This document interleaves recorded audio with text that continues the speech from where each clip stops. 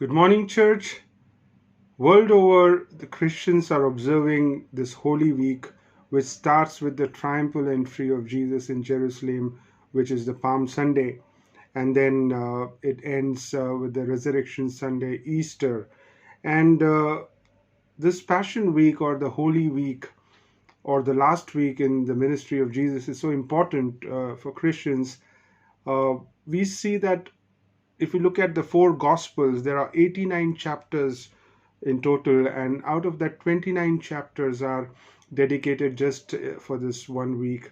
A third of Matthew, that is from chapter 21 to 28, or a third of Mark, which is Mark chapter 11 to 16, or a quarter of Luke, which is from Luke chapter 19 to 24, and nearly half of the Gospel of John from chapter 12 to 20 covers detailed accounts of what Jesus said and did during this one week.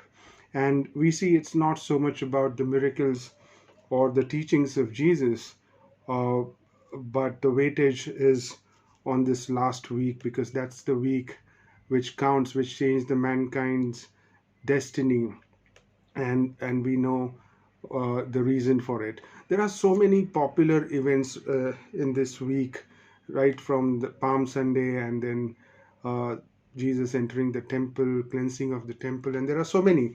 But if we look at three popular pictures or events, and they are pictures because these events are depicted by many painters. We see that in movies, we read that so many stories about it, and it is so vivid. The first popular picture, we look at three popular pictures, and the first one is the account of the Last Supper.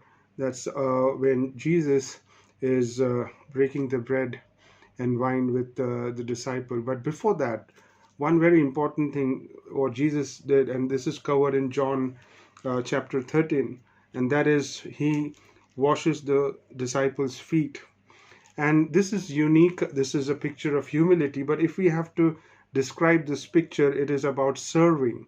One word to describe this is serving, because Jesus is teaching the disciple the importance of humility and serving. In fact, just a few verses before, in John chapter 12 verse 26, Jesus says that if anyone serves me, he must follow me, and where I am, there my servant will be also. If anyone serves me, the Father will honor him. So serving is one of the most important aspect of Jesus' ministry and his life, and he showed it with action, and he had served throughout the ministry. But this is a beautiful picture. However, serving is not a very popular word in today's time, and it has not been popular in the overall world. We know it.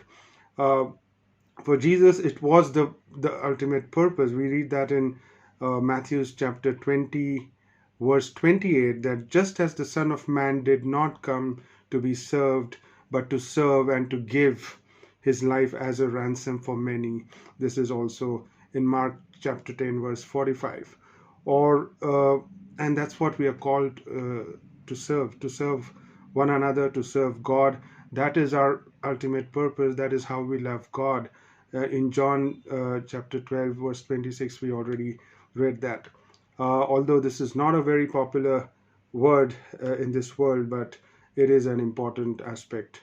And the second popular picture is then Jesus praying in the Garden of Gethsemane. This is about sweat. Instead of sweat, Jesus is oozing blood, and there is intense pressure, agony, anguish. Uh, Jesus is going to uh, go on the cross, but the more important thing is we read that in Matthew's chapter 26, verse 39. My Father, if it is possible, may this cup be taken from me. Yes, not as I will, but as you will. If we have to picture the prayer, the praying Jesus in the Garden of Gethsemane, the picture is about submission, because Jesus is submitting to God to the point of, not to the point of death, but to the point of separation from God. This cup is about separation from God, because when he's going to take the sins on the cross, God is going to look away, and that is going to be agonizing. That is going to be extremely painful for Christ, more than the physical pains. So submission is the word which we can describe this picture.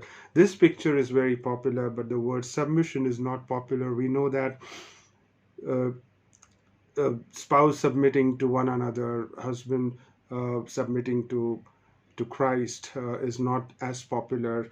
We may think it's popular, but it doesn't come very easily. Children submitting to parents, we submitting to authorities, even if they are not godly, is not going to be easy. But that's what we are called for. And when we submit, we are doing God's will. This is the key here. And even Jesus said that his purpose is to do the will of him who sent him to finish his work. And it is not a very popular word, submission, but it is something which we are commanded to do. James chapter 4 verse 7 says, all authority comes from God, the creator of heaven and earth, and we are commanded to submit to him. The third popular picture is Jesus on the cross. It evokes so many emotions. It's about his physical pain, the blood, the wounds, the thorns, the nails, this huge cross where Jesus is there and he's almost unrecognizable. It is painful even to remember, and when we remember that it is we who were supposed to be on the cross and he died instead of us. It is for our sins that he died. It was physically extremely painful. If we have to describe Jesus on the cross, it is about the ultimate sacrifice. Sacrifice is not a very popular word, although this picture is very popular. Jesus on the cross, even the secular world recognizes it.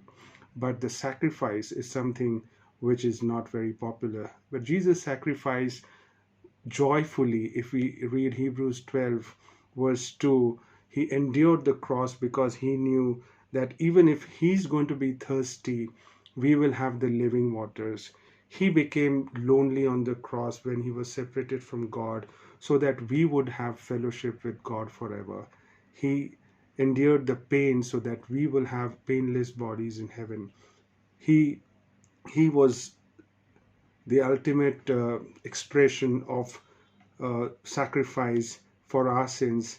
And it may it of course they were separated, but what is important is this cost is too high. There was shame, there was rejection, there was suffering, but Jesus did die on the cross.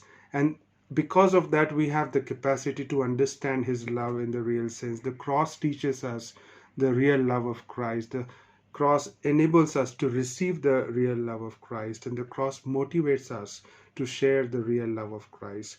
And the real love of Christ cannot be expressed without service, without submission, without sacrifice. And it is to be a continual attitude where we how would we become more like Christ if we do not have this attitude of sacrifice or service or submission, and if we don't see that in our daily lives? We live when we live sacrificially, people look at Jesus through our lives. It is the living Jesus that they see, the life of Jesus that they see, because the cross is empty. Amen.